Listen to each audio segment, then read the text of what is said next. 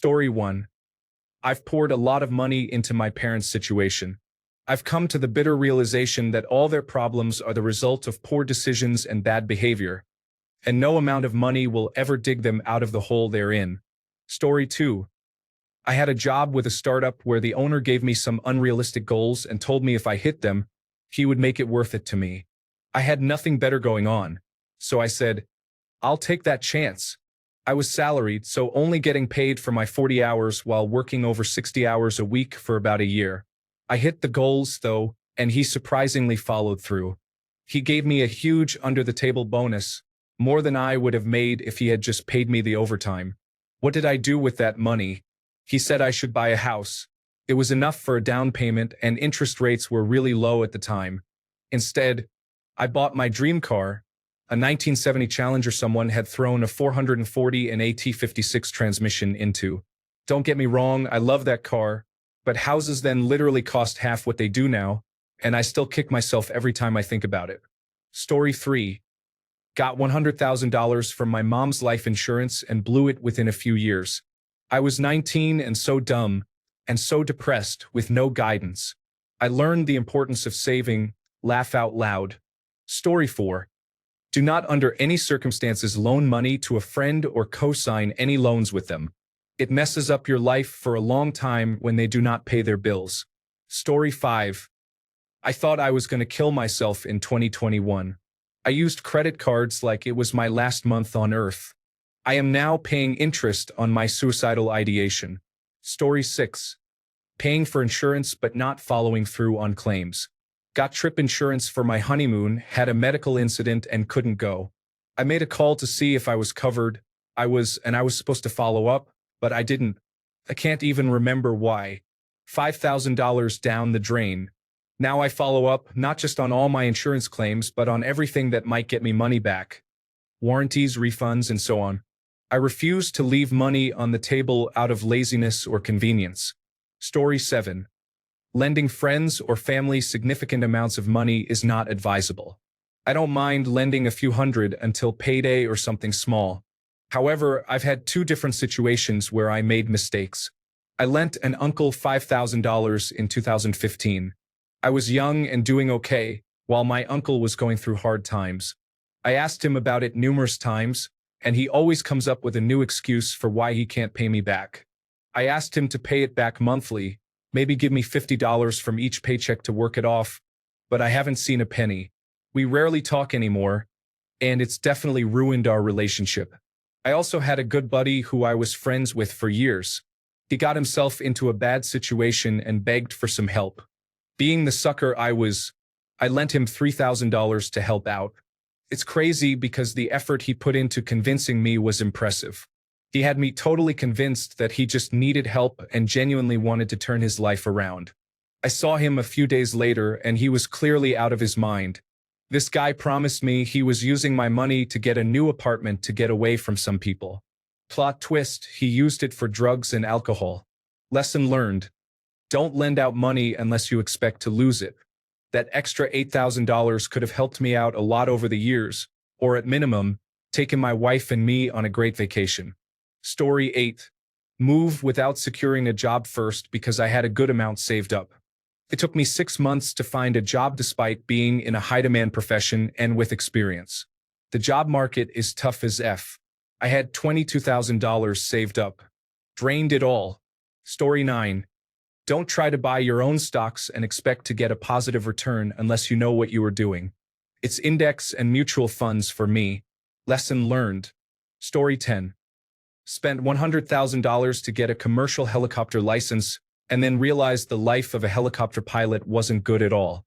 Fixed-term contract work, traveling around the country looking for work, low pay, couldn't buy a house, build a relationship, or have kids in the way I wanted. Took a desk job instead and took 12 years to pay the loan back. Never flew again. My young brain got swept away with the idea of being a helicopter pilot without thinking it through. In the end, it worked out. Apart from loving the flight training and living at the airport, I also met my now wife. So the way I see it, it cost $100,000 to meet my wife, who is now the guiding light in my life.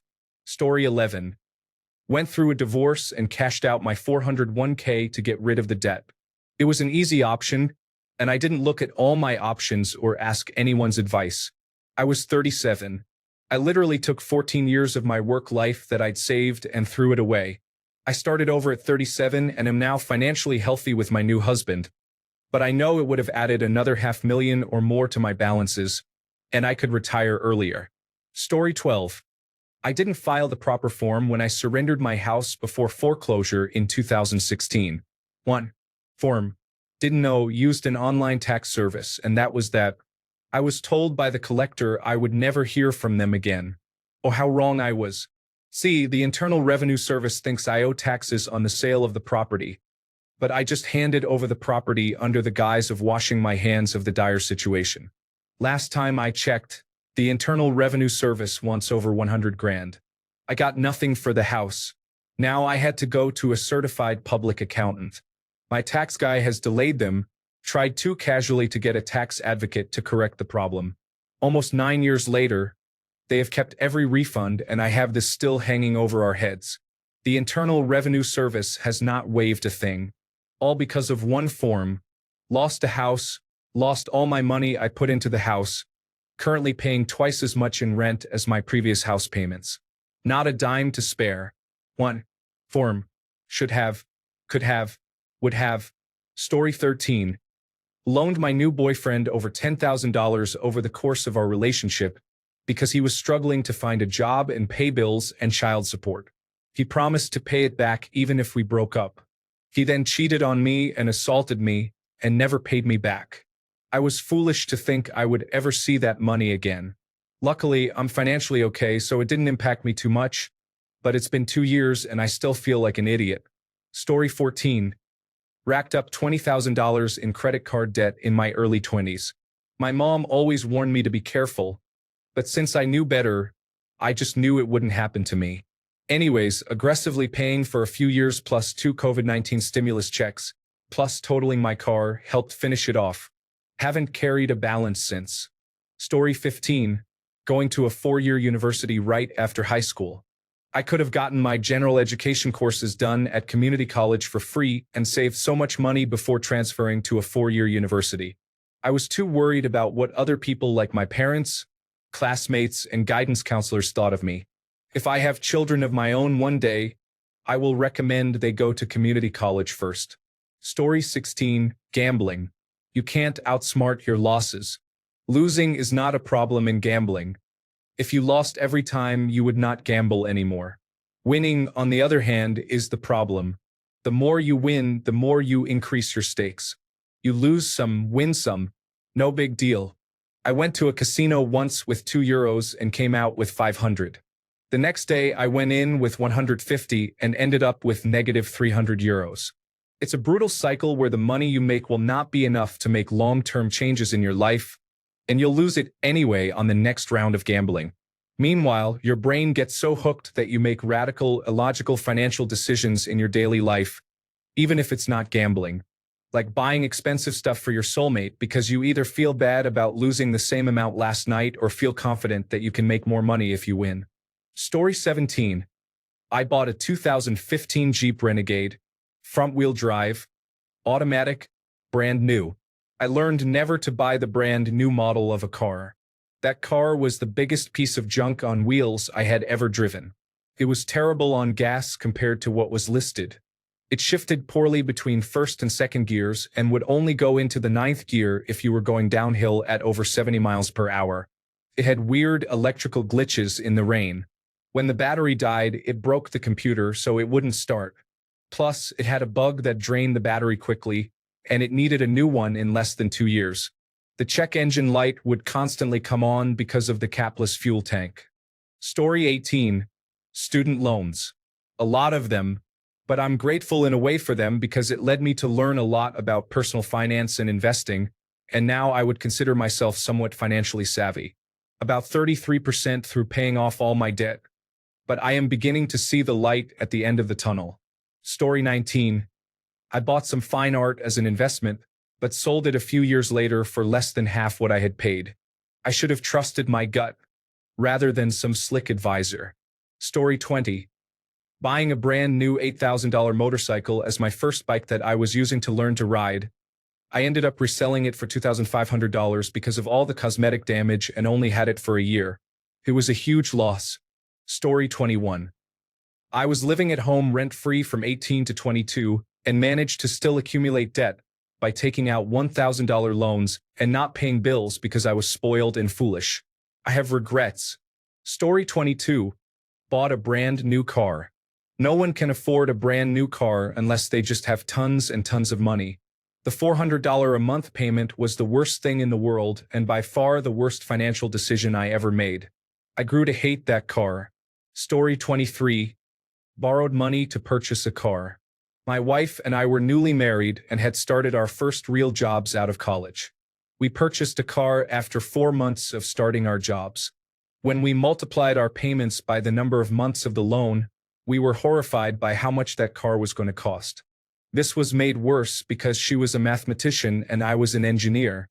We made double and triple payments to end the loan and swore to never again pay interest for anything. Except for a mortgage we never have. No car loans, no credit card debt, no home equity loans, nothing. Story 24. Not me, but I had a roommate back in 2010 who decided he was going to do a 2-month cross-country road trip. He got a payday loan to cover his rent and bills for that time, and then whatever else he could get, basically asked for the maximum amount. He quit his job, gave me less than the amount of rent and bills for those 2 months, and hit the road. I still get calls from those collectors looking for him because we had that shared address at the time he pulled the loan. He ran out of money after 3 states and just didn't come back for about 6 months. Also noteworthy, I have a good childhood friend who got a wild idea to join a Brazilian jiu-jitsu gym.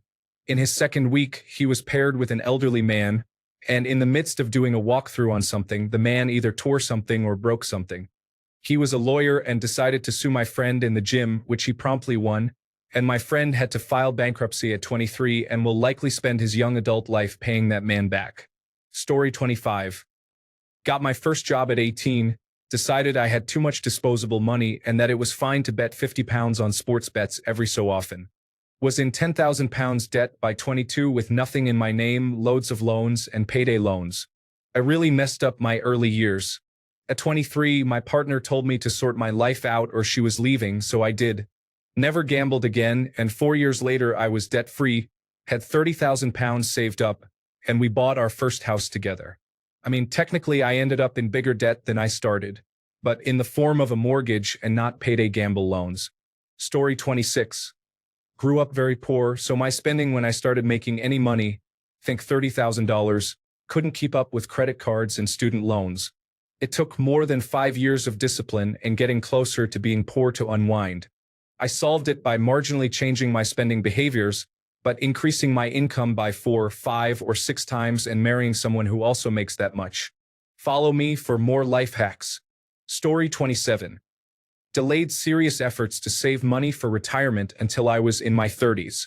Advice: put everything you can into retirement money regardless of your age. Remember, this money can go towards your first home. I realize that is not possible for everyone. I also realize it is far more possible than the number of people doing it. Story 28.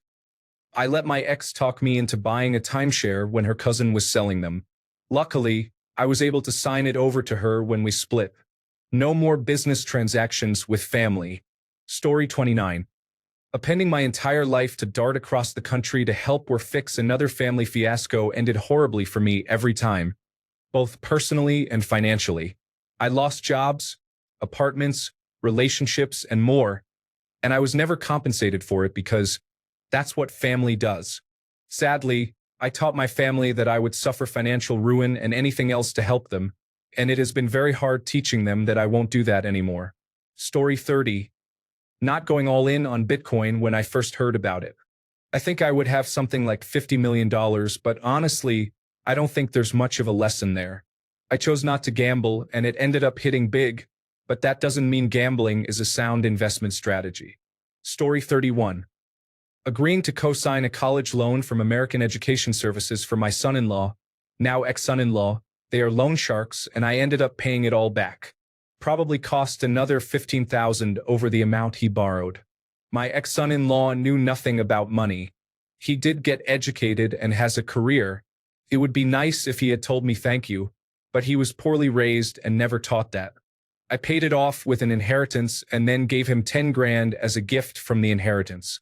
He is the father of my grandchildren and is a decent guy. Story 32. For me, it was buying into workout supplements, not steroids, but the glutamines, branched-chain amino acids, and pre-workouts, thinking one was better than the other. Probably lost $5,000 to $10,000 over the years until I one day gave it all up. Wish I had saved the money instead of going down that road. But lesson learned. Part of the issue was living at home, not truly knowing the value of a dollar or budgeting. Story 33. Loaned money to a family member when they were in tough situations. It happened over and over, and the money piled up, burning through my savings. When they got back on their feet, I asked about them paying me back, and it was always soon. Years later, I was in a tough situation, and they loaned me a bit of money, only for them to come back shortly after asking how I was going to pay them back. When I brought up that they owed me 10 times what they loaned me, they went to another family member and made a big deal. I became the villain of the family, and I eventually paid them off half of what was owed and cut ties. Lesson learned: don't go loaning money to folks without pre-planning how you get it back. And certainly don't loan it out multiple times. Being a nice guy really burned me, and I've never recovered.